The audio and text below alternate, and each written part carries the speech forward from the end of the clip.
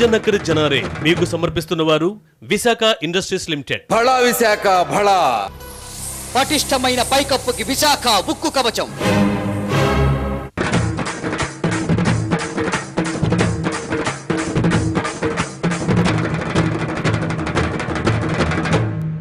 కూరగాయలు కూరగాయలు కూరగాయలు కూరగాయలు నువ్వు ఏదైతే ఇక్కడ పెట్టి అమ్ముదాం అనుకున్నావో కూరగాయలు కూరగాయలు కూరగాయలు కూరగాయలు వాళ్ళు ఇష్టం వచ్చినట్టుగా రావడానికి వీల్లేదు. అది మొట్టమొదటి మాట. నీ తాత జాగిరా, ఎందుకు రావద్దు? టమోటాలు అమ్ముతావో, బంగాళదుంపలు అమ్ముతావో, వంకాయలు అమ్ముతావో, చేపలు అమ్ముతావో, గుడ్లు అమ్ముతావో అది ఇడిచిపెట్టుగా, నువ్వు గీడి ఎందుకు నిలబడ్డావు? అధ్యక్షుల వారి ఆదేశానుసారం నేను ఇక్కడ నిలబడ్డాను. సరే, ఏం చెప్తావు? విదేశీ ప్రత్యక్ష పెట్టుబడుల గురించి చెప్పు. దాంతో మాకు లాభమా నష్టమా? మధ్యవర్తులు, చిల్లర దుకాణాలు, కిరాణా దుకాణాలు ఇవన్నీ మూతపడిపోతాయని అవునా? మీకు వివరించేటువంటి ప్రయత్నం చేస్తాను. చెయ్యి చెయ్యి. ఆ వాతావరణం రావాలన్నదే ఈవేళ ప్రభుత్వం కోరిక. నువ్వు కూడా గవర్నమెంట్ లోనే ఉన్నావు కదా. ప్రపంచంలో ఏ దేశంలో కూడా విదేశీ పెట్టుబడి వెళ్ళలేదు, ఒక్క భారతదేశానికి మాత్రమే. ఎందుకంటే అవినీతి ఒక మనతాన మాత్రమే ఉన్నది కదా. ఈ దేశంలో ఉన్నటువంటి బలహీనత ప్రపంచంలో ఎక్కడా లేనటువంటి విధంగా ఉంది. మీలాంటి నాయకులు ఇక్కడ ఉంటే గిట్లనే ఉంటది. మనం వద్దని ఎలా చెప్పగలమండి? అందుకే స్వీకరించమంటున్నాం. అవసరమైతే నా ప్రాణాలు ఇస్తాను కానీ. అబ్బా, ఎవరికి కావాలని తొక్కల పానాలు? విదేశీ పెట్టుబడులు వస్తే దేశం బాగుపడుతుందంట కదా. అది పూర్తిగా తప్పు. మళ్ళీ ఎవరు బాగుపడతారు? ఏమిటి సోనియా గాంధీ ఆస్తులు, ఏమిటి రాహుల్ గాంధీ ఆస్తులు? నేను తెలుసుకొని వస్తాను, నువ్వు వీళ్ళే ఉండు. నేను ఎంతటితో విరమిస్తున్నాను. సెలవు, నమస్తే.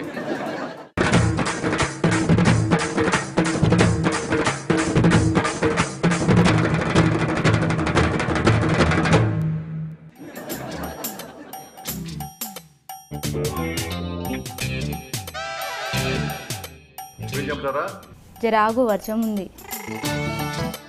ఆగండి ఆగండి. ఇది ఇంకా ఘోరం. అబ్బా, ఒక్క నిమిషం ఆగలేకపోతున్నాయి. చల్లంగా ఉంటుందని చెప్పి వచ్చాను. ఇక్కడ వేడిగుంది. మా తానికి వస్తే మ్యాటర్ వేడిగానే ఉంటది. ఘోరాతి ఘోరం. నీకు అట్లా అనిపిస్తుందా? అది తప్పు. సరే, ఏం చెప్పదలుచుకున్నావు చెప్పు. ప్రజలు ఈ కాంగ్రెస్ పార్టీకి బుద్ధి చెప్పాలి. ఎవరు బుద్ధి చెప్పాలి?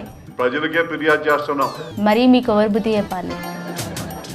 చూస్తున్నామేంది, సమాధానం చెప్పు. ధర్మాన ప్రసాదరావుని ప్రాసిక్యూట్ చేయాలి. ఆయన ఏం చేసిండు? ధర్మాన ప్రసాదరావు కొడుకు మేము డబ్బులు ఇచ్చాం. ఇచ్చినందుకు మిమ్మల్ని చేయాలి కదా. అంత అవినీతి పరుణ్ణి ఎందుకు ఈ ప్రభుత్వం కాపాడుతా ఉంది? ఇంత అవినీతిని ఎందుకు ప్రోత్సహిస్తున్నావు? ఈ ముఖ్యమంత్రి కూడా డబ్బులు సంపాదించడానికి అలవాటు పడిపోయినాడు. నిన్ను సంపాదించుకోక ఎవడొద్దన్నాడు? మాకు ఇంకా గవర్నమెంట్ పర్మిషన్ ఇవ్వలేదు. దోచుకునేందుకు కూడా పర్మిషన్ కావాలా? అవన్నీ కూడా ఉన్నాయి. ఎందుకుండే? రాజ్యం వెళ్తుంది మీరే కదా. ప్రధానమంత్రి ఏం చేస్తున్నారు? జరాగు పోయేస్తా.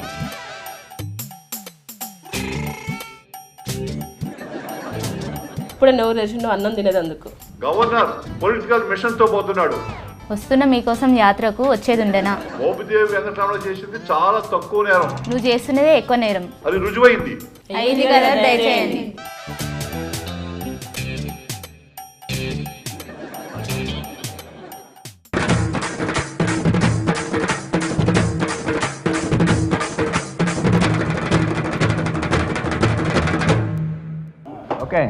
ఓకే సార్, స్టార్ట్ చేయండి. కేంద్ర హోంశాఖ మంత్రి షిండే గారు మన రాష్ట్రంలోని అఖిల పక్షాలని 28 తారీఖు నాడు పిలిచిండు.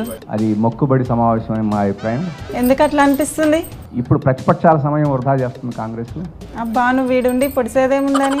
మాలాంటి పార్టీలకి మాకు డబ్బు చాలా విలువైంది. భూమి మీద ఉన్న ప్రతి డబ్బు చాలా విలువైంది. కొత్త హోంమంత్రి వచ్చాడు కాబట్టి ఆయనకి కొత్తగా సమస్యలు తెలుసుకోవాల్సిన అవసరం ఉంది. మరి నువ్వు చెప్పాల్సిన అవసరం లేదా? కాంగ్రెస్ వాళ్ళ సమయం వాళ్ళు వృధా చేసుకుంటే నష్టం లేదు. ఎందుకంటే వాళ్ళ అంతర్గత గొడవలు పరిష్కరించుకునే సమస్య కాబట్టి వాళ్ళ కింద మీద పడినా. అబ్బా, మీకు ఏదో పని ఉన్నట్టు బిల్డప్ ఇస్తున్నావేంది? ఇది చాలా అన్యాయమైన విషయం అని చెప్పేసి అభిప్రాయపడుతున్నాం. ఓర్చుకో, నిజాలన్నీ ఇట్లానే బాధ పెడతాయి. ప్రజా సమస్యల్ని ప్రభుత్వం పట్టించుకునే స్థితిలో లేదు. కామ్రేడ్లు చేస్తున్నది కూడా గదే కదా. రాష్ట్ర పరిస్థితి చాలా అధ్వానంగా ఉంది. తమరి సౌజన్యంతోనే కదా. అబ్బా, అట్లా చూడక సార్, మాకు సిగ్గు అనిపిస్తుంది. ప్రజలు కూడా విసిగిపోయారు, వేసారిపోయారు. మా మనసులోని మాట గుర్తుపట్టినావు కదా. ప్రజలు విసిగిపోయారు. సరే గాని మన సుత్తి కొడవలి పరిస్థితి ఏంది? అది దినదినగండంగానే కొనసాగే పరిస్థితి ఉన్నది. రకరకాల ఉద్యమాలు చేస్తారు కదా. అది వృధా ప్రయాస తప్ప ఇంకోటి కాదు. మీ పార్టీ యుగాంతం లోపల ఎప్పుడైనా అధికారంలోకి వస్తుందా? వస్తే రాదో చూద్దాం, ఇంకా టైం ఉంది కదా. ఇంకో 1,00,000 ఏళ్ళ కన్నా వస్తుందా? ఊహాగానం ఎందుకు రాదనుకుంటే అప్పుడు ఆలోచిస్తాం. అప్పటిదాకా ఇట్లనే ఉంటావా నువ్వు? మాట్లాడే స్థితిలో లేవేమో. ఇప్పుడే మాట్లాడతలేవు, అప్పటిదాకా ఆడుంటావులే. Okay, thank you. ఆ కాగితాలు తీసుకో సార్, మడిచి జాగ్రత్త పెట్టుకో.